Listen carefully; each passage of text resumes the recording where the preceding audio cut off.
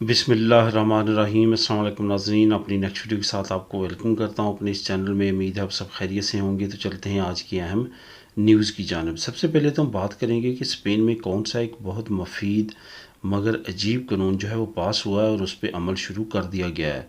इससे किस तरह से आम आदमी को फ़ायदा होगा, इस पर डिटेल के साथ बात करेंगे।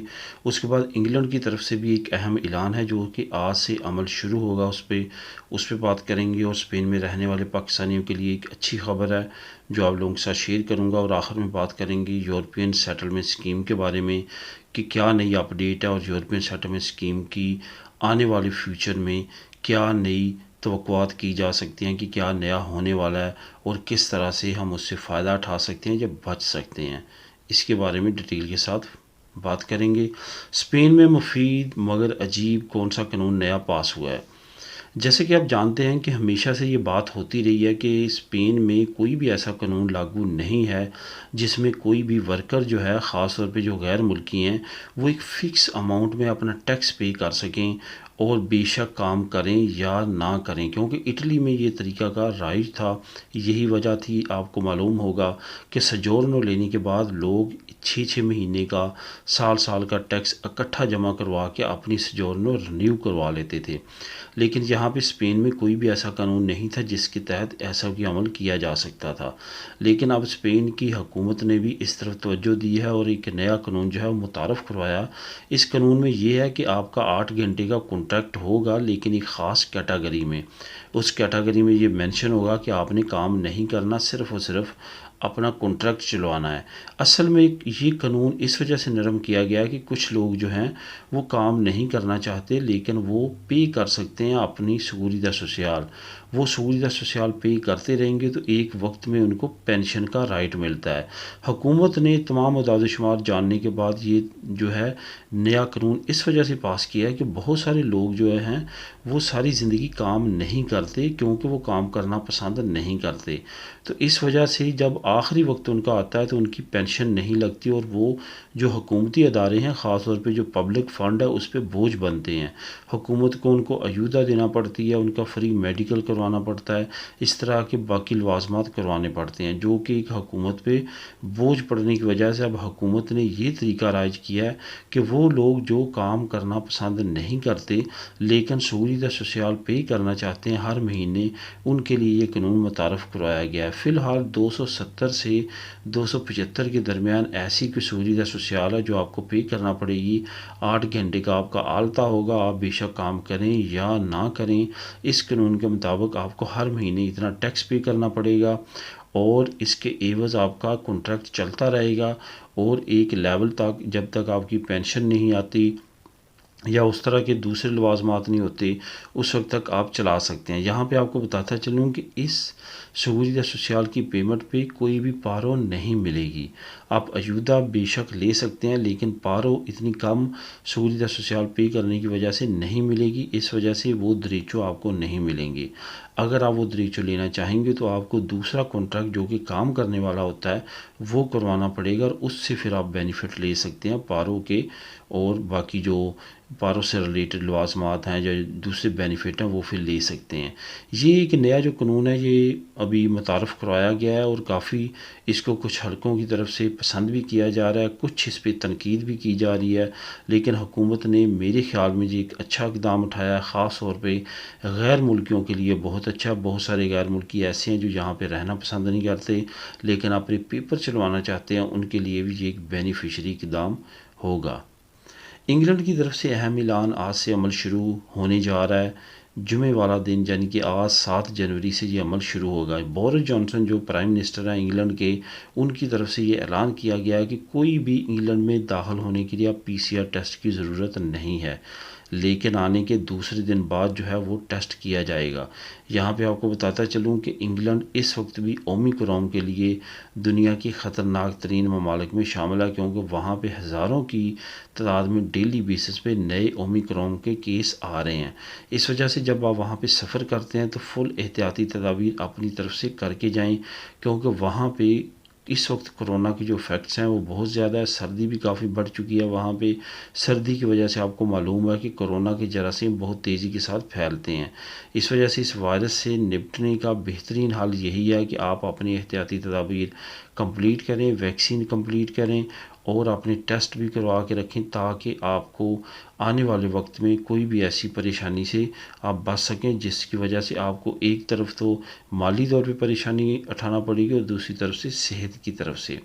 अब दूसरे दिन जब ये टेस्ट आपका करेंगे, अगर खुदा न खास्ता आपको पॉजिटिव आता है तो फिर आपके लिए प्रॉब्लम हो सकती है और आपको उनका होटल ज्वाइन करना पड़ सकता है। और उस होटल में जितनी देर भी आप रहेंगे वो तमाम के तमाम एक्सपेंसेस जो हैं वो आपने ख़ुद पे करने और वहाँ की हुकूमत पे नहीं करेगी।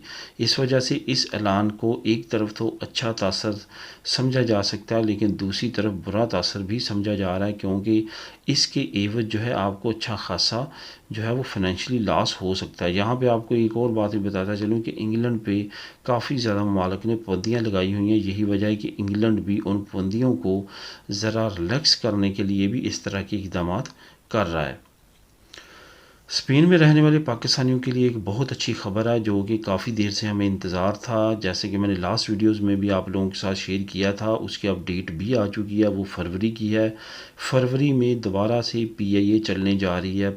बार्सिलोना की फ़्लाइट्स लेगी पहले मरहले में, उसके बाद मैड्रिड को भी ज्वाइन कर सकती है।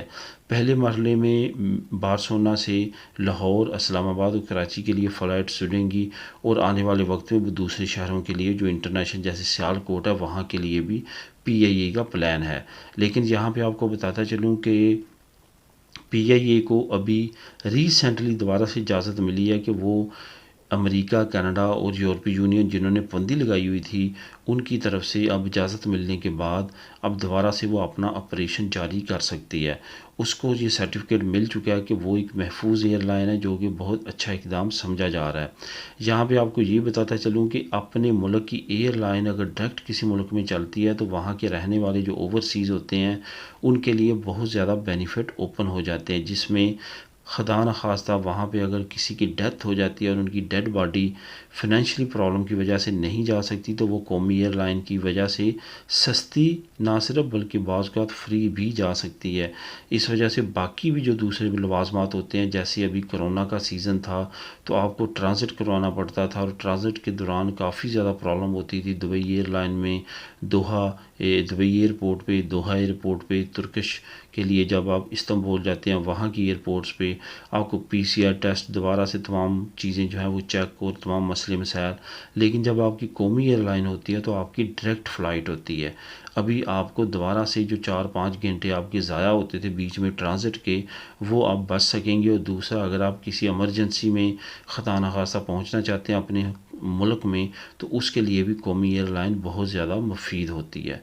तो बिलाशुबा ये एक बहुत अच्छी खबर है। इंशाल्लाह ताला अगले महीने से पीआईए दोबारा ऑपरेशनल हो जाएगी। फ़िलहाल बार्सिलोना से पाकिस्तान की डिफरेंट 2 से 3 सिटीज़ के लिए ये ऑपरेशन अपना बहाल करेगी। यूरोपियन सेटलमेंट स्कीम के बारे में कुछ नई अपडेट सामने आ रही हैं, जिसमें बहुत ज़्यादा लोगों के केस रिजेक्ट हो रहे हैं। वो लोग जिन्होंने अपने प्रूफ जो थे वो टम्परिंग करके लगाए थे, जाली प्रूफ लगाए थे, उनके केसेस काफ़ी बड़ी तादाद में रिजेक्ट होना शुरू हो चुके हैं।